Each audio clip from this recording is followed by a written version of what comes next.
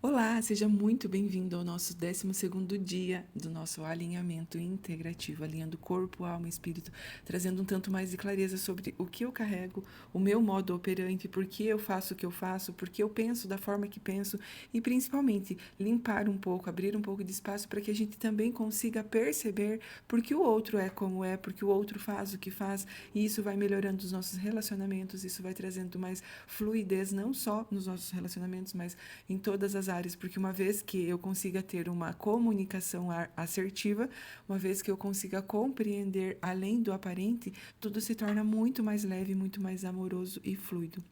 E sim, cada dia a gente traz um tema de uma forma muito simplificada, para que seja fácil para que os nossos cérebros, ao ouvir, consigam assimilar e já ir reorganizando internamente sem nem percebermos. Hoje nós vamos começar a falar sobre as feridas emocionais. São 5 feridas emocionais que uma autora e terapeuta canadense descreve e identificou. Ela diz que os nossos problemas físicos, emocionais e mentais que nós enfrentamos na vida adulta, muitas vezes são resultados de feridas básicas originadas lá na nossa infância, de experiências traumáticas que nos marcaram profundamente e aí nos feriram, nos machucaram e nós carregamos isso para a vida adulta e carregamos para toda a vida. O que eu preciso salientar para que todos nós tenhamos clareza? Todos nós experimentamos das 5 feridas. Todos nós experimentamos das 5. Só que há algumas feridas, às vezes pode ser mais do que uma, que é mais profunda. E essa ferida mais profunda é que nos conduz de maneira mais forte, é mais perceptível. Então, é tipo quando a criança, por exemplo, as minhas meninas, a Laura, quando ela caía sempre de joelho. Então, sabe aquela coisa que no corpinho dela tem mais cicatriz no joelhinho. Então, assim, cada criança, tem criança que cai mais de cabeça, tem criança que cai mais de queixo. Então, é exatamente dessa forma que nós exemplificamos. Então, há uma ferida em nós, em todos nós, que foi machucado por mais vezes, que foi experimentado situações que marcaram mais vezes essa ferida, entende? Então, assim, feridas emocionais é como se fosse uma ferida. Eu sempre explico dessa forma, é como se fosse uma ferida de pele. Você tem um machucado, aí você bate sempre naquele mesmo lugar, e aí você vai machucando, machucando, machucando. Então, assim, ferida emocional é exatamente isso. Você teve um primeiro impacto, e depois disso foram vários outros que foram afundando mais essa ferida. E quando essa ferida está sangrando, a sintomatologia é muito perceptível, e é essa clareza que eu quero trazer a partir de agora para todos nós. Quais são as 5 feridas? Então, é a rejeição, o abandono, a humilhação, a traição e injustiça. Essas são as 5 feridas emocionais. Hoje nós vamos começar falando sobre a ferida da rejeição. De novo, vou só reforçar. Todos nós temos as 5 feridas. Eu vou falar de uma por uma, mas para que a gente identifique o que em nós é mais latente. Mas pode ser que você fale assim: eu tenho todos, eu já passei por todos, porque em cada fase da vida vai sendo ativado uma ferida diferente. E às vezes pode ser a mesma ferida em todas as fases da vida, porque ela é a ferida que fica mais latente. Hoje vamos falar de rejeição, e a rejeição normalmente ela começa lá na barriga, ou às vezes até antes da barriga, porque estudos já comprovam que antes de um filho vir, né, antes de ser gestado, há 6 meses antes já estava ali no campo, né, no campo mórfico, no campo energético. Então, tudo que os pais estavam vivendo 6 meses antes já vai sendo registrado na criança. Então, a ferida da rejeição, normalmente, ela já começa na barriga da mãe. E o que é a ferida da rejeição? É quando a mãe descobre a gravidez, a gravidez, por exemplo, e ela rejeita no primeiro momento, assim, no sentido, não é que ela rejeita o filho, mas ela pensa: meu Deus, eu não podia ter esse filho agora. Ah, eu não queria ter esse filho agora. Não agora. Entende? Então, só esse sentimento de eu não podia ter essa criança agora, eu não queria ter esse filho agora, ou não podia ser dessa forma, ou não queria que fosse com esse parceiro. Então, só esse sentimento, esse vislumbre de pensamento já é suficiente para registrar na criança, para registrar no filho esse sentimento de rejeição, essa ferida, já instala essa ferida da rejeição no filho. Normalmente, ela é instalada pelo mesmo sexo, então, da mãe para a filha mulher, e o menino, ele é instalado pelo pai. Então, o pai que descobre a gestação e é um menino, e o pai fala: não podia ter esse filho agora, ou eu não queria esse filho agora, não podia ser assim, ou eu não quero ficar com essa mulher, e essa mulher agora está grávida de um filho homem. O filho homem é instalado através da rejeição paterna. Então, a ferida de rejeição, a instalação dela é pelo mesmo sexo. Então, se é filha mulher, é pela mãe. Se é filho homem, é pelo pai. Uma vez instalada essa ferida, a criança nasce. E aí, ok, a mãe digeriu, ela teve 9 meses para digerir. Vou usar o exemplo da menina, tá? A mãe teve os 9 meses para digerir a gestação, de compreender como vai ser, organizar tudo, e organiza a casa, e organiza tudo. E a mãe tá ok, a mãe já tá tudo bem, a mãe já tá apaixonada pelo bebê, né, pela filha que tá na barriga, e tudo tá acontecendo, só que a ferida já está instalada. E aí essa criança nasce.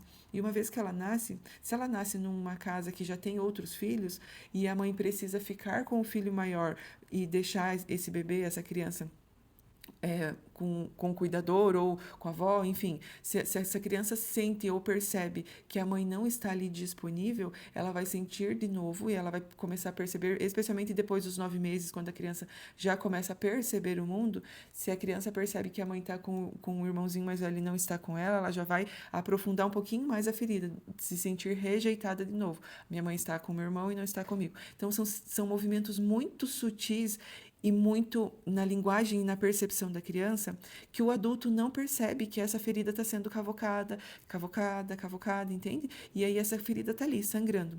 Aí essa criança ela vai crescendo, ela vai para a escola, aí um amiguinho prefere o outro amigo e não ele, essa criança se sente rejeitada de novo, ou o professor escolheu um amiguinho para ser ajudante e ele não, ela vai se sentir rejeitada de novo. Então, essa ferida, ela é muito da interpretação da criança. Claro que sim, tem o sentimento dos adultos que estão ali permeando, mas é como essa criança interpreta, como essa criança está percebendo o mundo ao seu redor. Então, ela vai sendo cavocada.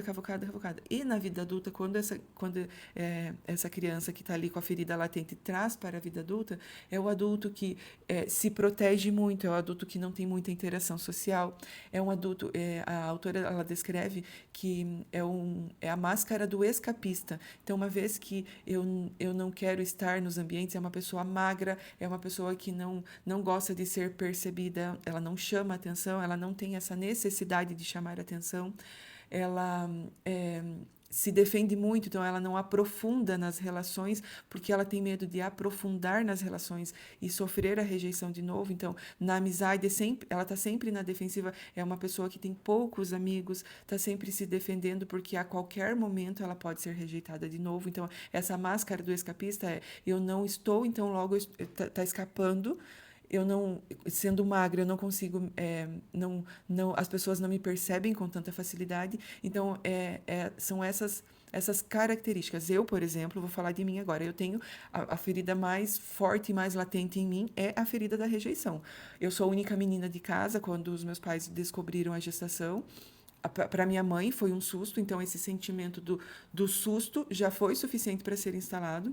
E, na sequência, as custas de tudo que a minha mãe carregava foi sendo transferido para mim. E eu, como sou a única mulher, ficou muito latente. Então, eu tenho o perfil do escapista, eu tenho as minhas amigas, as pessoas que convivem comigo. As pessoas que convivem comigo também percebem muito isso. Eu preciso de muito tempo para aprofundar nas relações. Eu não sou aquela pessoa que me entrego profundamente já num primeiro momento. Eu vou indo aos poucos, então eu tenho um perfil magro, sempre tive, então é essa leitura, né? Então, assim, é óbvio que hoje muito mais curada, muito mais ressignificado, só que a ferida sempre nos acompanha e nós temos que trazer clareza. Então, é isso que eu quero entender. Quando eu estou falando de mim, para que vocês compreendam, mesmo com todo o conhecimento, com toda a clareza, com todo o caminhar terapêutico e de cura que eu já tenho, eu ainda, em muitas situações, preciso me chamar em presença.